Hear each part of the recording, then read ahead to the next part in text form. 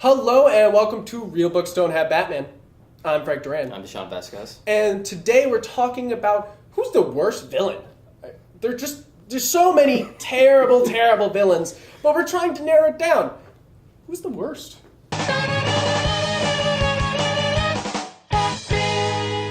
Hello and welcome to Real Books Don't Have Batman. I'm Frank Duran. I'm Deshaun Vasquez.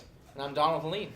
And we're talking about the worst villains ever. It's not just, Sinestro's mustache. I mean, we're not talking just that. I'm talking Condiment King. Condiment King is brilliant. What are you talking about? I'm talking... What? Oh, yeah, Paste Pot Pete. Paste Pot Pete. The Trapster. The Trapster. Still sucks. His name is the Trapster now. So if you could name off the worst villain possible, what would you name off as the worst villain? Well, that's a tough one. I know villains I hate, but worst villains, it's really tough because we have, what's the guy's Endless name? amounts. Yeah, like Condiment King and like Paste Pot Pete and what's a polka dot guy? Oh, God. Yeah. Mod Max, something like that. Yeah. I don't even know. I'm thinking about that. I'm like, the guy who wears pokes, yeah. So we're trying not to keep it just the obscure, weird things like Mod Max or whatever you want to call him. But we're trying to pick out, actual worst villains. They just suck at being villains. I mean, I would argue that I love the Riddler, but arguably, he's probably the worst villain ever. He kind of just shows up, gives Batman clues, and runs away. I understand the battle of wits, but at the same time, it's like, you're kind of terrible at this. Well, Riddler is sort of, it depends on who's writing Riddler, I think. And, yeah. In the comics, Riddler is often just sort of he's kind of a lightweight Joker, and he does wacky shit with riddles and stuff. But then you look at things like the Arkham games, where he's a lot more sinister. Yeah. And, like Jigsaw. And that makes him a little bit more competent, but it really depends on who's writing him. And of course, I like the stuff where Riddler is sort of not really fighting with Batman, but sort of working with him. Yeah, that's even cool. Did you guys read the King Tut storyline? I feel like I have. It was like an in joke. They wanted to work King Tut from the '60s TV series into the comics somehow. But what they did is they made him basically like a Riddler ripoff. Yeah. And Riddler gets really pissed off and helps Batman track him down. That's awesome. There's lots of really bad Batman villains, but what are some of the other ones? The polka dot guy again. The polka dot guy again. I know Captain Boomerang's kind of a bitch. We're going to talk about Identity Crisis at the end of our season of Webisodes, but in that story, he's kind of awful. You're just like, holy crap. Just like, oh yeah, here comes my superpower boomerang. What is he? Who is he even the villain for? He's a Flash villain. He is a Flash villain. Oh, yeah. Flash villain. Which, if you look at all Flash Gallery, you're like, well, he kind of makes sense in the Rogues Gallery. But, at the same time, you're just like... The only Flash villain I know of is Gorilla Grodd and Captain Cold. Yeah, Captain Cold. But I think Flash villains are really interesting. They're just kind of scattered. Yeah. I know a lot of people don't like Mr. Mitsoflix or Mixia Spitlick. I like Mixer Missy Spitlick. I hate Mr. Mixia Spitlick. I like fifth dimension stuff, It's bullshit. It's a way for writers who are like, I don't know how to explain this plot, to be like, fifth dimension and walk away. It's not cool. It's lazy writing. Missy Spitlick is annoying, and Superman obviously tricks him so easily in most of the stuff. You're just like, fine. But he's voiced by Gilbert Gottfried. Doesn't make it any better. Yes, No, Gottfried makes everything if you read him in Whatever Happened to the Man of Tomorrow, he actually becomes like a psychopath. Yeah, that's true. Yeah, and it's really well done. So, but I think again, a lot of villains are all who's writing them and what they're deciding to do with them. It's true. There's just so many, Dr. Light, another time, but Dr. Light is one of the worst, he's not really a bad villain. I think you should save it. We'll save it. We'll save it for Identity Crisis, but you know what I'm talking about, people who've read Identity Crisis. Dr. Light's the worst. I have no idea what he's talking about. We'll tell you afterwards. You'll find out. I find looking at because Batman's sort of my favorite comic, and I like a lot of the Batman villains, even some of the weaker ones. I really don't like Killer Croc. Why? I think Killer Croc doesn't really fit. Mm-hmm. A lot of Batman villains, you can kind of figure out why they're there. Killer Croc just kind of is like, well, the Hulk's cool, so we'll do something like the Hulk. Yeah, I can actually see that. And And they try to explain like that he's like, oh, he's a guy with skin deformities, but like he has a fucking like snout and snapper jaws, and I'm like, how is that a skin deformity? Well, then that also kind of depends on which version of Killer Croc. Yeah. Like the Arkham versus Killer Croc is like impossible. Yeah. Yeah, he's kind of strange. He's cool, but his reasoning in the Arkham games is very well defined. In like other versions, it's just like Killer Croc is like, I'm pissed at Batman because he's Batman. Yeah, and that's like it. There's no actual reason. I think the only time I've ever seen Killer Croc done in a way that I enjoyed him was in the Almost Got Him episode of the animated series, and he's not even really Killer Croc. Yeah, you're just like, what? I threw a rock at him. Yeah, that's the only time I found him. I was like, oh, and it's actually Bruce Wayne, so fuck it. Yeah.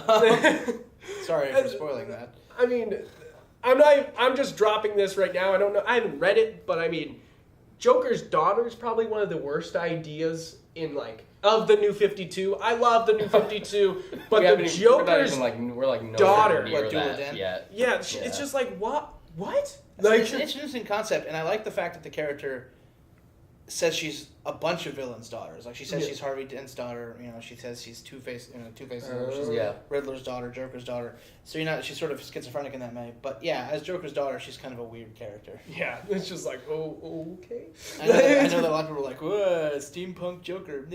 It's true. It's true. So yeah, I don't know. Like I said, it's easier to name villains I hate. Yeah, I mean, Doomsday. Doomsday. Yeah, well, I hate Doomsday. Doomsday is also a terrible villain. I mean, he's an impossible extreme baby, and he's like, I mean, the way he was made is just he's the Hulk with bony spikes. Exactly. They really just pulled the Hulk out of their ass, and they were like, Doomsday? And you're just like, oh, no. Throw him at the Superman and we'll call it good. I think, we could get into the death of Superman thing, but that's been done a lot, so. Yeah. But, I mean, I think that, inventing a character specifically to be the downfall of a hero that's never going to work right. No. You always feel like, what does this guy deserve to take down one of my favorite people heroes? argue that for Bane, where, like, after Nightfall, there was not really much you could do with him after that. Well, right, and they found something for him, but and also a lot of people argue with like Dr. Hurt from the Rest in Peace storyline. Yeah, I like that character a lot, but he really is only there just to be like the antithesis of Batman to destroy and him. Dr. Hurt hasn't even popped up anytime since. At least Mr. Pig has something. Professor Pig. Professor Pig, Mr. Whatever. Like, and like Professor Pig is weird in his own reasons. No, but that's one of the most totally fucked up Batman villains I've ever heard of. Yeah, but that doesn't make him bad. I think he was awesome. Just Dr. Hurt was so like, I don't know who you are, so I expected him to be somebody like good, and then it just turned out to be like a random dude number 12. And you're just like, I'm sure it makes sense because the people who are actually going to take down Batman is not going to be the Joker or the Riddler. It's going to be that random guy. Yeah, it's going to be that guy that Batman didn't think of. And that was the great part about Rest in Peace was like, oh, Batman didn't think of this. That's the reason why they got the better of him. But at the same time, it's Rest in Peace. It's fucked up. Yeah. But, this is Grant Morrison for you. But, I'm trying to think of, the villains are just, like I said, it really depends on what's happening with the character, because you can make something great out of like a really shitty character. Yeah. But a lot of times it's just that's what people want. They want more Joker. They want more this. So we'll do that, and then we'll do this other character, but we don't really care about them. It's true. I mean, one of the worst guys that they just keep bringing back is probably Cyborg Superman. Like I like a Cyborg Superman is just Cyborg Superman's really dumb, and they just keep doing it. They're like, hey, he's kind of cool looking. We should do it again. The artists just want to draw Terminator Batman.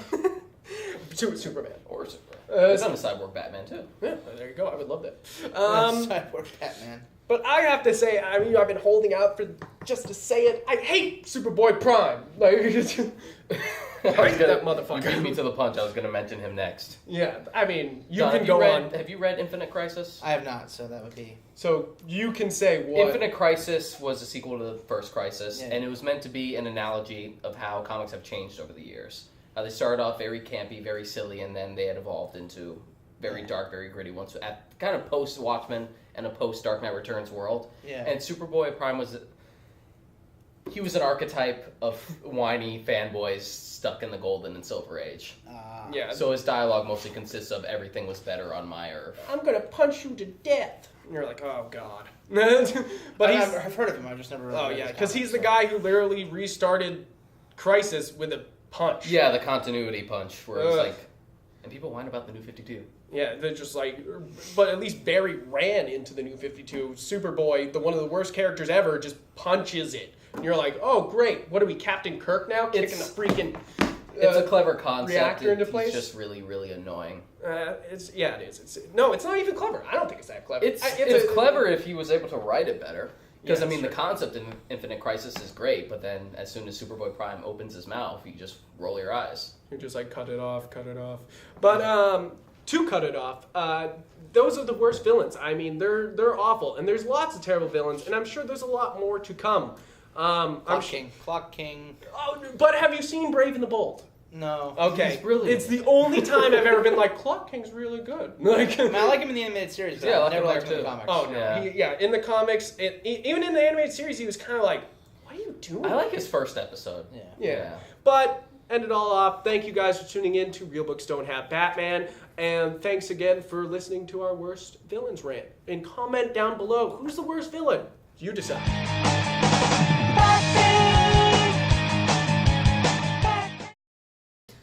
Hey, thanks guys for watching, and please, if you like it, please subscribe. If you're interested in watching more episodes, click here. And then also, at the end of our whole season of Webisodes, we're going to be talking about Identity Crisis. You can click right here on the book to be able to buy a copy of Amazon. We are not licensed by DC or anything like that, so don't talk to us. But yeah, read this so we can talk about it at the end of the season.